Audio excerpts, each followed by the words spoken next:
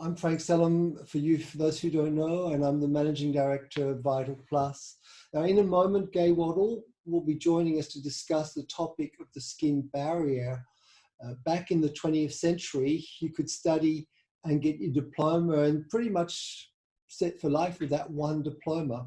However, in the 21st century, technology is allowing us to access new information at a very, very fast pace. And the model to success in this day and age is to embrace continuous learning. I never stop. I know that Gay never stops. And I'm proud that you are here with us to continue this endless journey to further develop your knowledge. Gay Wardle has been a revered educator for over 17 years, and she has been working in the beauty industry for over 30 years. And today, she's dedicating her time to you simply because she loves sharing her knowledge and she loves to empower the women in our industry. Gay Waddle offers online courses and has a mentorship program, and I will give you all the details at the end of her presentation. But for now, please join me in making Gay feel our appreciation and our love. So thank you. Gay, over to you. Wow, thank you, Frank. It's a privilege, and I really want to thank you for inviting me to come along and speak to your amazing stockists.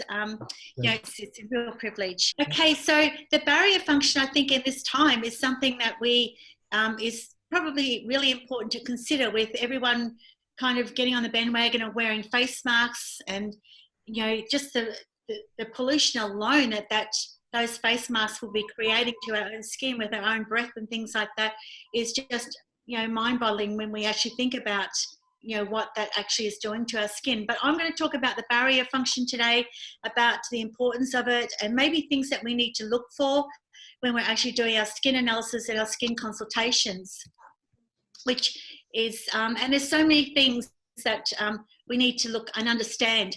But let's talk about the role of the skin barrier. And like we think about this, we think about the barrier function of the skin.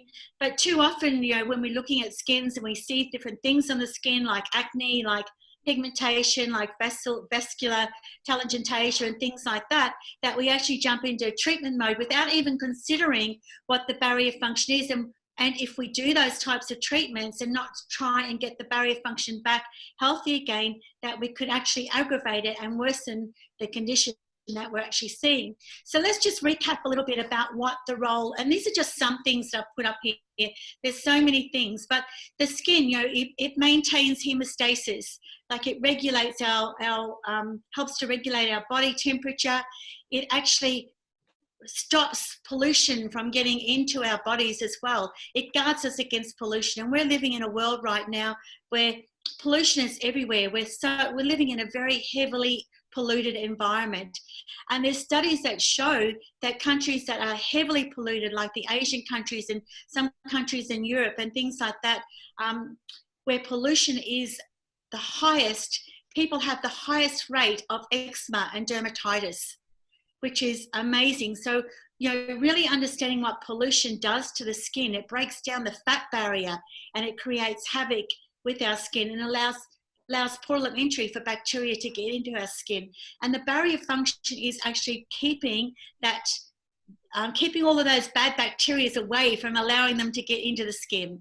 It protects every organ in our body. And when we think about what we do as therapists, and protecting the skin, looking after the skin, I don't think we actually sit down and realize how important that role is.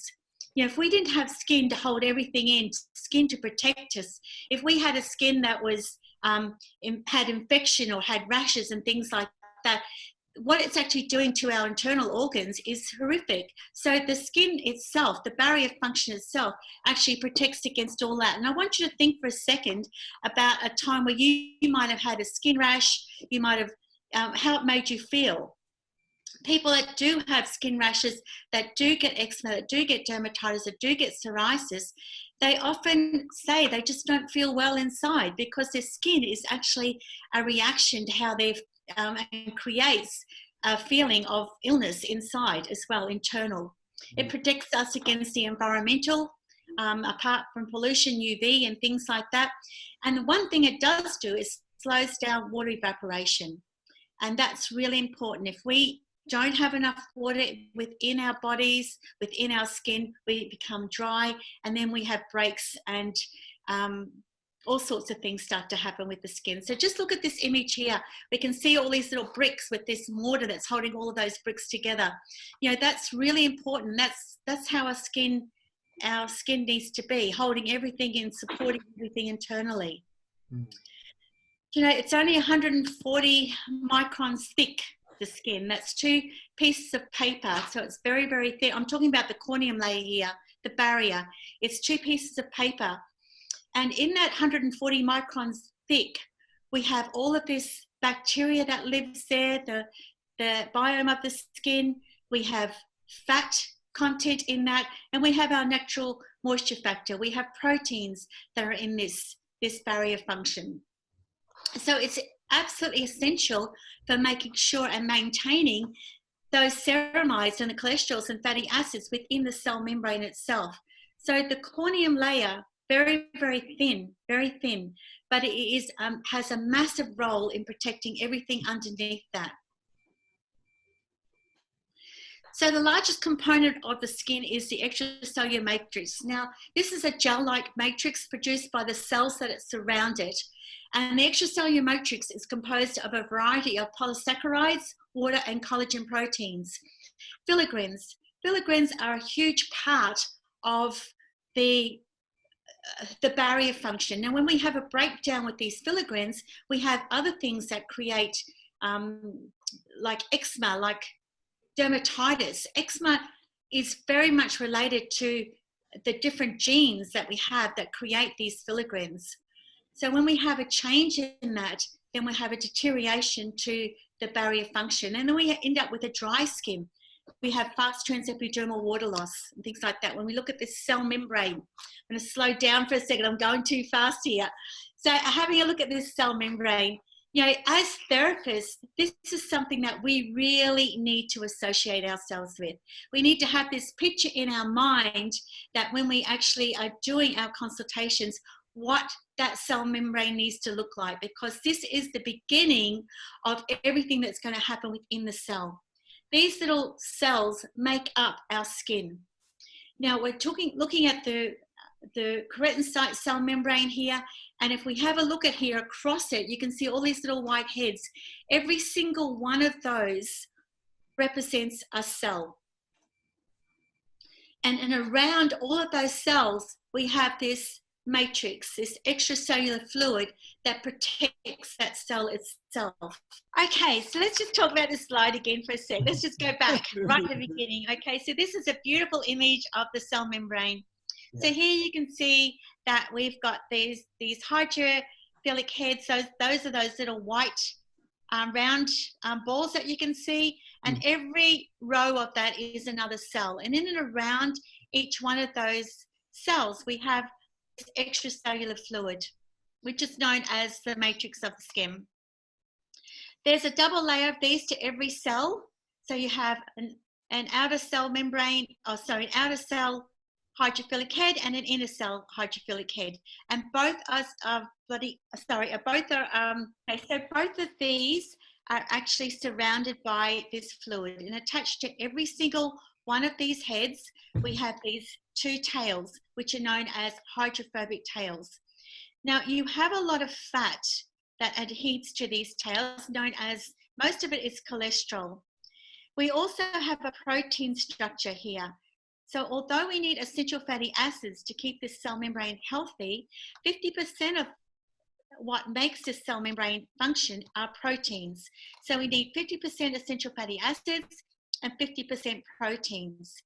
The protein channels are aqueous channels, and they allow things to enter in and out of the cell, and they actually use ADP. ATP is created by the mitochondria that converts into ADP, and these channels actually change their shape and allow the shape of the cell to change as well.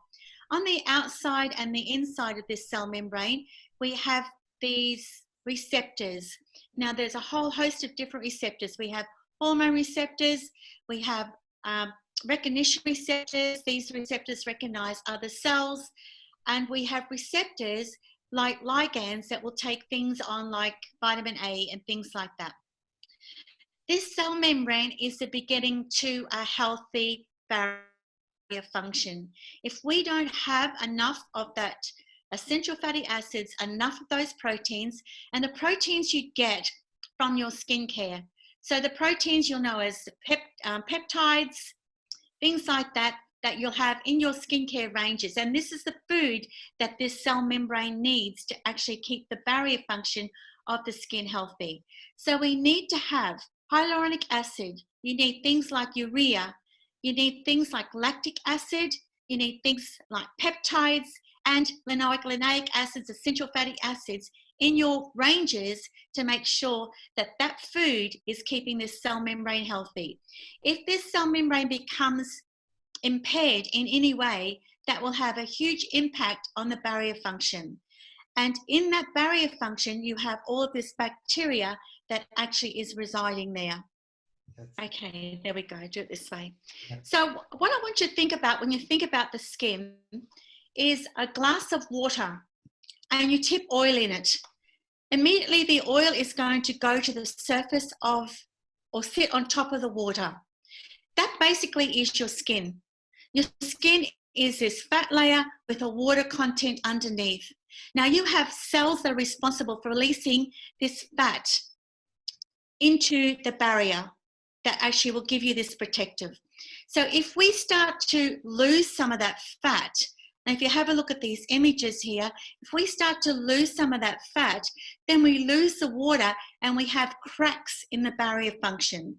So instead of the barrier function being complete, that actually houses in a commensal relationship all this lovely bacteria that live there, we end up having a barrier function that allows portal of entry for bacteria to get into the skin, that creates changes to the skin itself. So this water fat phase is absolutely vital and essential for maintaining a healthy barrier function. And then you've got your filigrenes, which actually are the protein factor for that barrier function. So proteins, fat, water, and bacteria is what we need to maintain a healthy barrier function. So some of the cells that we actually have to create or maintain barrier function are your melanocyte cell. So the melanocyte cell is the image that you're seeing to the right of the screen here that has these long dendritic arms, and you can see these little arrows pointing down. That represents UV. We have external stimulation like UV radiation. The melanocyte will go into production to create more pigment barrier, will help with barrier function. So when they are produced, they actually pass over the cell membrane of the melanocyte and they're taken up through the cell membrane. So exocytosis and endocytosis, taking out and taking in to the cell membrane of the keratinocyte cell. He will cover the hood of his nucleus with these pigment granules and continue his journey to the corneum layer that will give you some assistance with barrier function there against assault from external environmental issues like UV radiation. So the more pigment we have, not that I want you to go out and sit out in the sun, I don't mean that, but these cells are producing this pigment to actually give you resistance at getting burnt when you do spend time out in the sun. Now, other cells that I want to talk about is your T cell. Now, T cells also reside in the barrier function. Now, these T cells are responsible for there's studies that show that they are actually collaborating with bacteria that lives in the barrier. So these T cells are creating and teaching these bacteria to create an immunity or create an immune response when we have attack of bad bacteria on the skin. So these T cells, when we are young, we have loads and loads of these T cells. As we get older, we have less of these T cells. The T cells are unique in that most immune cells are born in the bone marrow, and they will travel to the immune system, to the lymphatic system. Your T cells will go to a gland called the thymus, where they mature there. And from the thymus, they then will go to the immune system, the lymphatic system, and to the corneum layer, to the barrier function. When we're young, we have a very large active thymus. As we get older, that thymus becomes smaller, so we have less maturation of these T cells. So again, as we age, our barrier function starts to decline because of the immunity of what these T cells are doing, and with other bacteria that are living in the barrier function. So let's just have a look at what happens when we have a loss of this fat. This image here just tells the whole story. We don't see skins like this, but they can feel like this, where they're dry and they're cracked. So when we lose this fat, that bacteria that I've been talking about actually has a portal of entry, and it starts to create changes to the skin, where the skin becomes very dry, it becomes very irritated easily, and we have skin disorders that start to appear because we have loss of fat. So this fat content is really important, and how we feed the skin with this is important as well. Internally, yes, we need to have a good healthy fat diet. We need to have those good fats, and I know that you're going to have the privilege of having the beautiful Chisa talk to you very shortly about gut bacteria, and she will cover this. I know she'll cover this very, very well. But these essential fats, we need to make sure that we have that in our diet, to make sure we have a healthy gut bacteria, because if we don't, then we end up with, that will affect the bacteria that lives on our skin as well. And we lose the water, and we end up with dry skin. Now, what causes us to have loss of fat is UV radiation, medications. People are taking things like statins, cholesterol-lowering medications, things like that. We can't take them off those medications.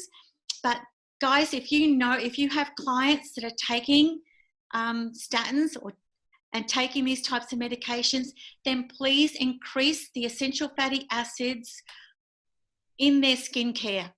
Please increase the immunity of the skincare. Give them more food that has essential fatty acids in their skincare. When I talk about food for skin, I talk about what we're putting on topically. To me, that's the nutrients. That's the food that the skin needs. It gets very little food from what we eat, the skin. So we need to feed it. It's a two-way street here. The other thing that will increase the loss of fat is stress. And my gosh, there's so much of that going now. And I don't know if you guys have seen it, but some of the devastation that we're seeing on skins at the moment is huge, where people have got these high stressful situations, and it's really affecting their skin. We're seeing a lot of it at the moment. I'm certainly having reports from people where they're seeing a lot of that, and how do they treat it? You know, how do you reduce the stress? That's up to the person to do that. But please understand that the skin is losing water and fat. The hormones are changing, and it will have a huge impact on their barrier function. So when we have a change in hormones that can be increased by high stress levels, that will have a huge impact on our barrier function. The other thing I want to touch on here is treatments. You know, the sort of treatments that people have as well. People often think, my skin's rough, my skin's dry, let's go and have a microdermabrasion, or let's go and have a peel. And they go and have those types of treatments, and they continue to have it because they get addicted to it. After they have those treatments, their skin feels smooth, it feels lovely. So they want to keep having them done. Those treatments will increase the loss of fat from the skin. And we've already seen that if we lose fat, we lose water. Things that actually help with fat are your hormones. Now, when we have changes in hormones, especially when you have changes in estrogen, and when women go through menopause, the lamellar content of the cell declines. So estrogen is highly responsible for maintaining a healthy lamellar consistency within the cell that's released out into the barrier function. When we have a change in these hormones, a change in progesterone and estrogen, then we have a decline in fat for the barrier function. We have an increase often in testosterone at that time. So people tend to get an oil that sits on the surface of the skin. So that will change the barrier again. We have this oil that's sitting there with a lipid dry barrier underneath. And then horrible things happen. People treat that as an oily skin, and they start to really deteriorate the barrier. Oil. When we have oil loss from the skin, the same thing happens. So we need to, if we have fat, we lose the oil and we further exacerbate the condition of the skin. And this condition where we have this weakened barrier function that has no consistency that's stopping bacteria from getting in, it becomes dry, it becomes incredibly parched, and we have the disruption of the biome of the skin. So what causes that? Again, UV radiation. Things you look for in your consultation are fluid retention medications. People are taking those types of medications. Again, the wrong types of products that will try and maybe decrease the oil on the skin, that will increase the water loss from the skin. Wrong treatments, nutrition and environment. Environment, living and working in air conditioning constantly, heating, all of those types of things will increase the loss of fat and the loss of water from the cell itself. All of those things that we've just talked about so far will have a huge impact on this cell membrane. So at the moment, when we're looking at this cell membrane, we've got a healthy bilayer. Those tails are very much aligned. They're pointing towards each other. You take away some fat, you take away some water from this, and all of a sudden we have a bilayer that is really unhealthy. And that is why we have a deterioration to the barrier function. We need to make sure we have that. So guys, even in times where we have humidity, we need to also make sure that we have things that have ceramides in it that we apply to the skin. So think of the skin as an ecosystem. So there is approximately 1.8 square meters of diverse habitats that live on the skin. And this bacteria starts to colonize from the time that we are actually born. So when a baby is born through the natural birth canal, it actually, and this is why the bacteria in the gut and the bacteria on the skin are the same, and that gut skin bacteria has a very strong connection. So when a baby is born through the birth canal, it is born with its mouth open. So it is actually swallowing the bacteria that's in the birth canal that lines the gut of that infant. When they are born, they are covered with that bacteria from the birth canal. And then these days they give that skin-to-skin connection with the mother for a few hours after birth, and the children aren't washed. So that gives it time for this colonization of that bacteria, which is absolutely vital for skin health. Children that are born in cesarean, although they swab them these days, they do a lot of work to try and colonize that bacteria as soon as they can, but there's still that time frame where that skin is exposed and they don't get the gut bacteria that they swallow from the birth canal. And I know Chisa will talk about this again. They don't get that gut bacteria, so they don't have that colonization, and this bacteria is crucial, absolutely crucial for creating that barrier function to the skin. So the skin is a physical barrier and it needs to be protected. And these bacteria that live in this commensal environment all over us, all over our bodies, and we have diverse habitats of this. So by that I mean where you've got areas where you've got more warmth and where you've got more moisture, you'll have different types of bacteria. Now, some of these bacteria love to live on fats. So if you've got streptococci or streptococci aureus bacteria, for instance, and you've got a disruption to the barrier function where this bacteria isn't controlled by other bacteria, then it has a portal of entry. It will feed off the fats in the follicle, and it will create an infection. And then we start to get infections that start to happen because we have a change in the barrier function that's creating an impairment where bacteria is able to get into the skin. Frank, how are we going? Has anyone got any questions? Yes, we have one question from Danielle, who says, how many milligrams of EFA do you recommend you supplement daily? So for me, I always say, and it again depends, Frank, on what I'm treating with the skin. Mm-hmm. So it depends on the skin condition. But, you know, if I've got a skin that is kind of showing signs of inflammation and I've got a degradation of the barrier function, then I recommend 3,000 milligrams. Okay, right, yeah, fantastic. And that they need to be, that needs to be really healthy essential fatty acids. Like, I'm not talking about fish oils that you can buy in a local health food store, God bless them, where they have, you know, a very small amount of the omegas. I'm talking about really good quality omega-3, small fish, things like that, that they need to have. Yes. Flaxseed oil, good quality flaxseed oil and things like that. Okay, so we also have these mites, Dermatex mite.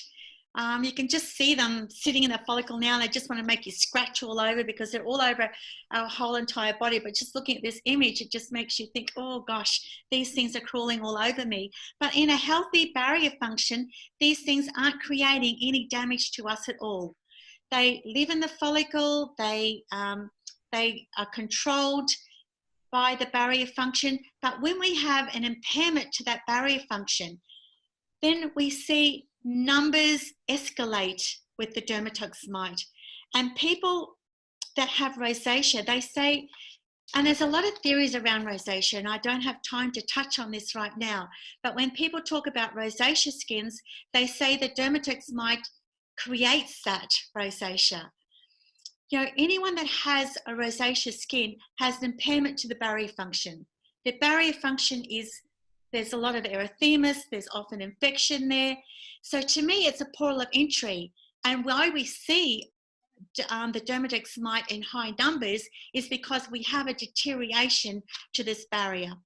So if we could repair the barrier in some way, that might start to control the Dermatox mite. Instead of doctors putting them on Roaccutane, which they do. They put them on Roaccutane to destroy the Dermatox mite because the Dermatox mite has apparently caused the rosacea problem. It's elevated in rosacea. It's elevated. We've got loads of it. So we need to actually start to look at how we're going to repair the barrier function to try and control this when we're doing these treatments. The other thing is viruses. We have about 5 viruses that live in our gut. Now, when we get stressed in very stressful situations and things like that, these viruses tend to take over. So the viruses that live in the gut, they are then we start to see the manifestation of these that appear on the skin. So this we're looking at here is a herpes simplex virus. It's a cold sore, but we also get these viral infections like shingles and things like that that are very, very evident on the skin. And it's a deterioration. It just shows you how important the skin is and how important that barrier function is. If this person here that we're looking at, this image here, if their whole body had been affected, that infection could spread further. And we see this with viral infections where they can actually have massive breakouts of these viral infections. And if the barrier function wasn't intact and we didn't have a healthy content of fats and water and bacteria living on the skin, that would be the case. Oops, I'll just go. I think I've kind of talked about this a little bit, Staphylococci epidermis and other strains. We have literally hundreds of these types of bacteria. They live there happily and healthily. what I want you to think about right now is if we've got a skin that has a lot of erythema, then we have a disruption to this bacteria. Then if we come along and think, okay, I've got some open and closed comedones here, let's do a peel or let's do a microdermabrasion. You are further exacerbating this condition because this bacteria has been disrupted. You've got a barrier function that is disrupted. You've lost water, you've lost oil, you've lost filigrans. You've got a skin that is starting to become very fragile because of the impairment. So to further deteriorate that with certain treatments, you are just looking for another manifestation of bacteria to enter the skin and create more of a problematic skin. So it's really important that when you have a skin that has acne or has open and closed comedones, that you look at what is going wrong with this. Don't just look at the surface, look at what is causing this barrier function to become impaired. What is the problem here? And try and correct that, try and repair that before you do those treatments. I urge you to actually really investigate that. And that might be just simply using good home care that is actually going to help to replenish the fat and the oil in the skin for a number of weeks, days, before you do those treatments. So these are things that can cause changes to the barrier function. A change in the bacteria, stress, pollution. Now, I'd love to do a talk for you one day, Frank, on the effects pollution has on the skin, because it is humongous, and we are only just kind of seeing the devastation of this happen in Australia now with the amount of pollution. Like, you think about the pollution that's happened with dust storms and things like that in, I know, Victoria, and I think New South Wales had them as well.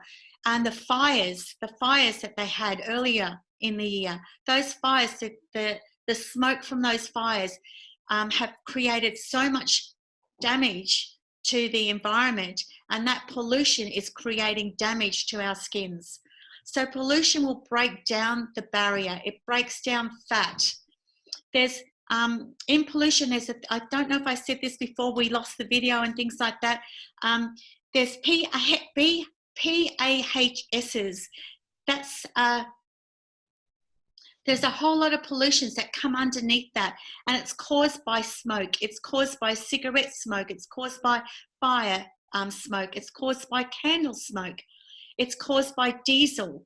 And all of that smoke, all of that pollution, that air pollution, sits on the skin and it breaks down our fatty barrier, which actually creates a portal of entry for bad bacteria to get into the skin. And then we start to see infections starting to happen, and we start to see other skin conditions, other skin rashes.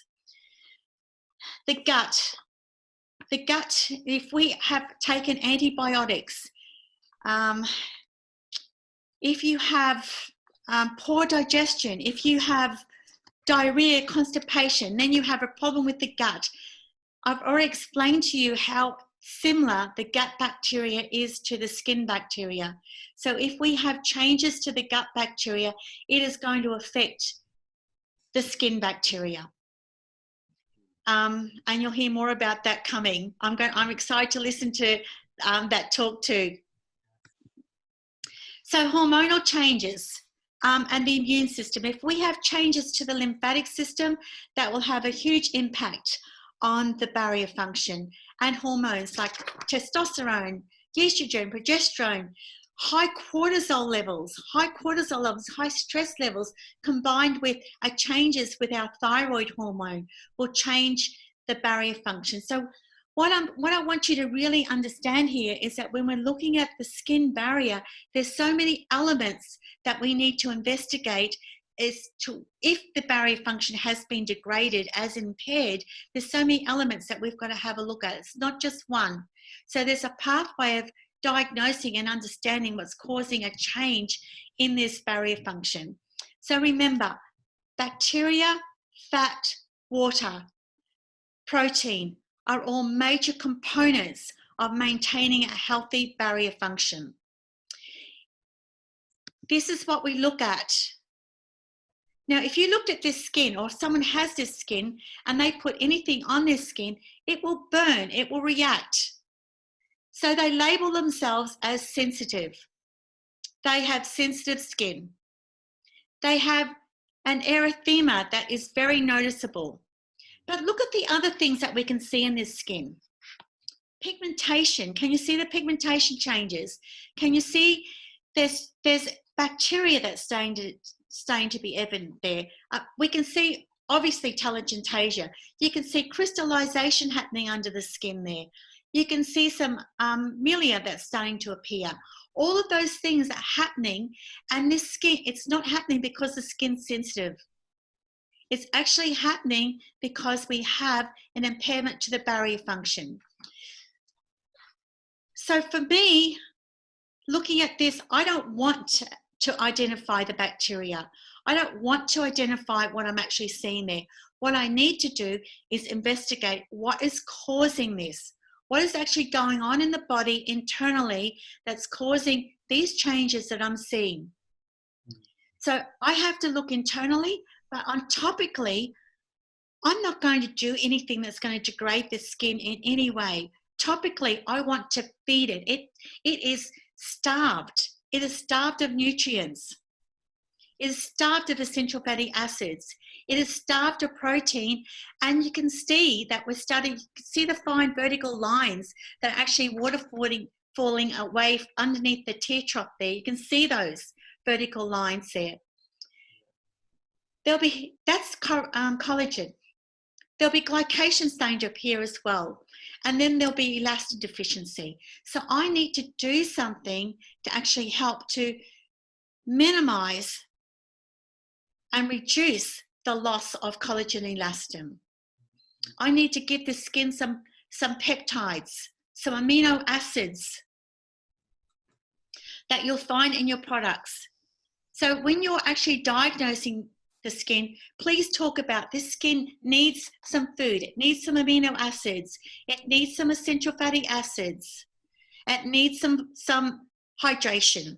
You've got all of those active ingredients in your product. Feed it topically and then find out what's causing the problem inside. Please don't peel it. Please don't do a microdermabrasion on it. Please don't do those treatments. Repair the barrier function, and you'll start to find that the underlying causes or the underlying things that you're seeing here will start to repair themselves as well. So important. So what I want you to think about here, the skin is approximately as thick as paper towel. Yet when we severely damage, nearly every body system reacts. If we have damage to our skin, nearly every body system will react. We feel unwell. This is how important you guys are out there. Your job in this industry, please don't ever underestimate your role in maintaining the health of a person. If you get their skin healthy, they feel well, and you are doing amazing things. Put yourselves on pedestals. You are saving people's lives. You are saving people's health by giving them a healthy skin. And it all starts with the cell membrane that affects the barrier function. You guys are amazing. Sing praises out there to everyone about the work that you do. If we have a change in that barrier function, the metabolism accelerates or may be impaired, your immune system will change. Your bones may soften, the cardiovascular system may fail, and the list goes on and on and on. When the skin is intact and performing its functions, the body as a whole benefits. Don't ever forget that. So everything that we do, we are actually protecting the health of that person. But I've emailed Frank this presentation, so it's available to anyone that wants that, and he can use that to go over again. I hope in some way that this has helped. Yeah. But when you do any of your skin treatments, always make sure that you have a look at the barrier function. If you see erythema, if you see pigmentation, it's degrading that barrier function. It's there for a reason. Find out why and repair it. Feed the skin. Yeah. Give it the nutrients. Yeah. Thanks, Frank. Thank you very much, Gay. I appreciate that. Was very inspiring. That was great. Thank you, Gay. Yeah, that was wonderful. Thank you. Fantastic. Thank you. Thank you. It was great. I know that you had to go fast, and lucky. Yeah, Frank, one day we'll get this. Like last time, we had a hiccup as well, so we need to. I don't know. I think if we ever do this, I'll email you my presentation so you can control it. Yeah, that's okay. So, Danielle, is there something you'd like to say? I think everything Gay said just makes us really proud of the brands that we have, because all three of them definitely work in with everything Gay said. I mean, Nimue, as a face wash, we know that feeds the bacteria on the skin. That's our prebiotic for our probiotic. So that's going to put all those beautiful microbes there that we want to help with the barrier. With Nimue, we've got our element barrier. So that's going to help with UV heat protection, and that helps to rebuild the barrier. We have with Nimue the pre and post serum. Again, that's rebuilding the ceramides and the lipids in the skin. We've just launched the hyaluronic oil, and as Gay was saying, hyaluronic is really important, and that's in that lipid base. So that's the oil and water there for the barrier. And then just ringing in my ears with genetic, we know that we've got food for skin, and that's what she's saying, feed the skin, and that is everything that Synchro does. Synchro is that diet for a healthy cell membrane. You've got your essential fatty acids, your lipids, your amino acids, your peptides, your vitamins in there, and every single client is going to get a beautiful barrier function if they're using the Synchro. Lastly, I just wanted to say was she talked about menopause as well, and the change in the hormones, and don't forget that we've just got our vital transfer. I know we've got Jacqueline there, and Jemima and Sue as well, if anyone has anything that they want to add.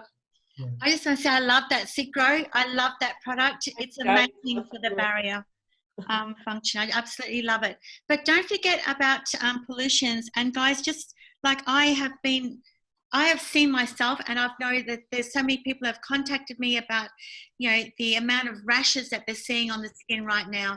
And I know that a lot of it is stress related. So we really need to be very mindful that we're going to see a lot of changes to the skin over what, you know, people are going through with the COVID-19. And like it's just not going away for us. So we're just going to continue to see that devastation. So don't forget, like, you have to repair that barrier to try and help those people. I'll do. And so for everyone who would like to continue learning more with Gay, you can go to Gay's website. It's just gaywaddle.com. So gaywaddle.com, and you'll be able to access her online courses. Thanks for having me, Frank. You take care and have a great day. Bye. Bye-bye. Bye, everybody, and take care.